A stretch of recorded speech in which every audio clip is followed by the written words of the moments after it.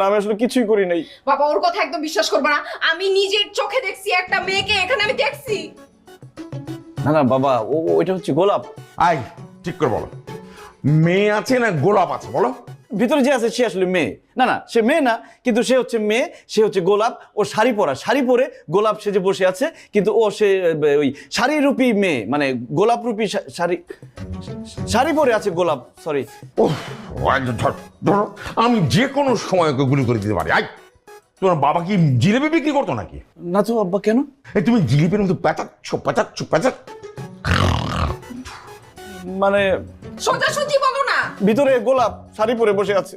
তাহলে তোমার গোলাপ কথা বলে না কেন, প্রভূষিত হয় না কেন, মানে বাসনা বের হয় না কেন? আসলে আব্বা, ওই যে ভিতরে যে আছে গোলাপ মিমকে দেখে ভয়ে ভিতরে দৌড় দিচ্ছে। দৌড় দেওয়ার সময় দরজা একটু টাক করে বাড়ি খেয়ে অজ্ঞান হয়ে গেছে। অজ্ঞান হয়ে যাওয়ার আগে টিপ দিয়ে দরজা লক করে দিয়ে অজ্ঞান হয়েছে। তুমি এদিকে